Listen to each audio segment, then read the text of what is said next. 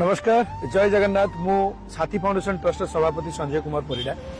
आपण मन समस्त को गोटे नवेदन ये भिडटी करुच्ची आम माणिकपाटଣା पंचायत गोपालजी पाटनार अन्नाम चरण साहूकर स्त्री बैंगलोर एक घरोई हस्पिटाल रे गुरुतर अवस्था रे चिकित्सित होउछंती पाखापाखि 10 रु 15 लाख टका चिकित्सा आवश्यक